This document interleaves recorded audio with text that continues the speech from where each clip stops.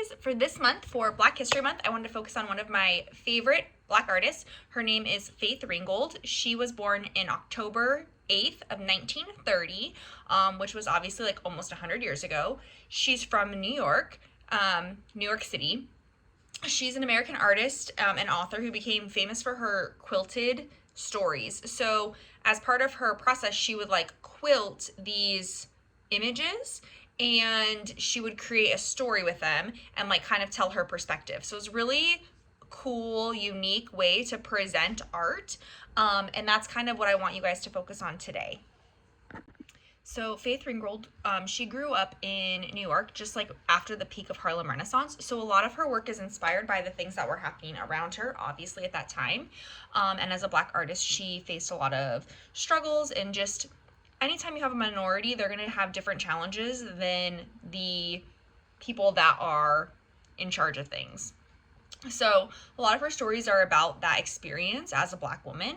But the thing about her work is that the quilting, she like learned that with her grandmother. So that's kind of like this arts and crafts movement that happened before. And that was kind of like, well, why are these arts more important than these crafts? And so there's a lot of like controversy in art world about that. Like if somebody is just a good wood carver, are they not also just a really good artist? And so quilting is kind of a complicated process where you have to cut out different shapes and different things of different colors and different textures.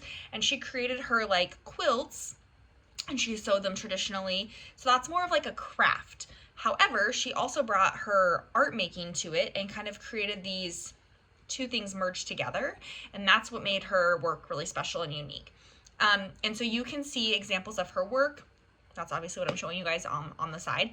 But like what I would like for you guys to do is maybe to create some different motifs of different designs. So like she takes things that are like floral or different patterns, and then she's sewing them together. So for this project, we're gonna create different patterns, different textures, and then we're gonna sew them together with our main image that we can draw.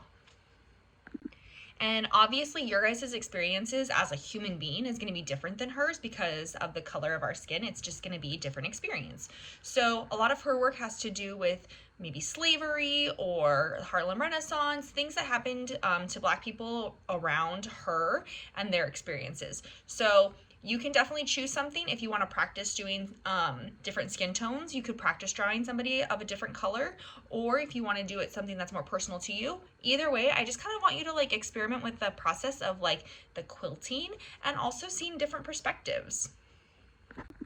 Okay, and if you look at this last one that I want to show you guys with the sunflower, I just really love this because it shows kind of like an image within an image. So she has the quilted traditional style of a quilt. She has that painted onto her quilt. And then in the background of the sunflowers, you see Van Gogh with his sunflower painting. So there's a lot of layers happening there. I would love to have you guys respond to this video with like what you see in these images, things you notice, little details. What kind of art materials like is she using? What kind of art vocab words is she using? So like, is it color? Is it line? Is it texture? Some of those vocab words would be really lovely to hear from you guys. And yeah, I'm kind of just curious to see what you guys create. I know you're going to be inspired by the things that are happening around you, and so you might have different stories to tell, and I would love, love, love to see all of that come together in a quilted way. So I'm going to show you a quick example of what I mean of how we're going to quilt them. Literally, you can use any string that you can find. We're just gonna poke some holes into our paper and also stitch them together. So we're gonna have a frame of like patterns, and then we're gonna stitch, stitch, stitch, all of it by hand, and then you'll have kind of like a woven tapestry of images. Okay? Bye. Okay, so for the first part, you guys are gonna cut out just the single strip that's gonna go next to your pages. So you have your picture that you're gonna draw in the middle, and it literally, I don't mind whatever you wanna do it about, just something that's around you that's inspiring. And then you're going to cut out the lengths of your paper. So use a few different colored sheets of paper, or if you drew something, you could do that. Or if you have actual fabric, like you have lots of options, but you're basically gonna cut out different shapes to go in each section. So you'll have a square, you'll have a rectangle to fill your corners, and then the rectangle is gonna go on the bottom of your page. So you're gonna do that to start, and then you're gonna fill in all of the edges with different colors. So like try to do like so that the same color doesn't match the other colors that you already did. Or you could do like individual squares. You don't have to do a long strip. You could do like square, square, square, square, square. You'll see that in her borders of her pieces as well. So you have options for that. And then I'm going to have you draw a line or a dot so you know that each dot is pre-poked to, okay, like I was saying, you're going to do a dot in each overlapping part of your paper. So on the top you have a dot, and on the bottom you have a dot, and then top, bottom. So there's corresponding dots all the way around. And then you also have to do that with your corner pieces. So anytime you're attaching two different materials together, you're going to have those dots to pair up. That's going to make your stitching so much easier if you can have it already pre-poked. And you can just use like a nail or anything like a sharp pen, but you want to make sure that you can get your needle through there, and it's going to be a lot easier if you do the pre-poking and then you do the sewing.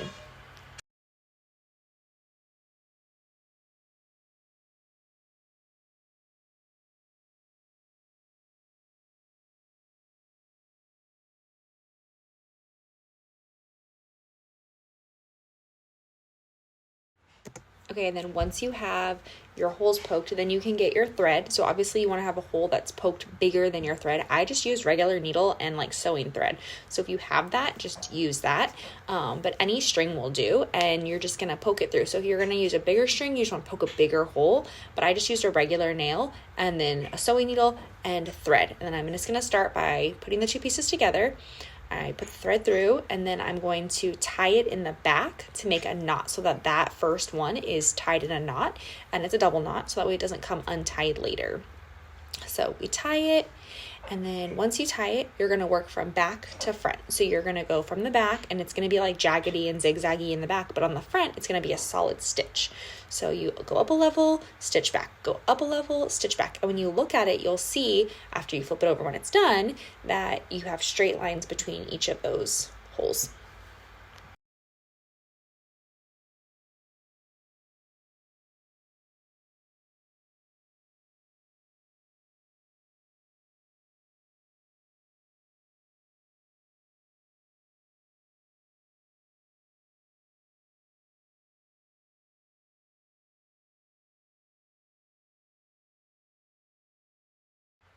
Okay, so once you have your last stitch, which obviously you would continue this all the way around, just for time's sake, I'm just showing you an example, then you're going to tie it in a knot. And if you run out of thread at any point, like let's say you cut a big strip of thread, but then you need more, you can always tie it in a knot, finish it, and then start over with new thread. You don't have to have the same piece all the way around. In fact, that would be kind of silly.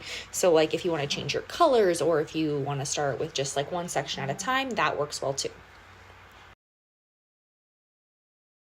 Okay, so after you've stitched some sections, go ahead and keep going all the way around. You want to do the same thing all the way around all of the corners. It helps me if I have everything lined up and mapped out where I want everything to go, but you can do it however you want. You're just going to finish it.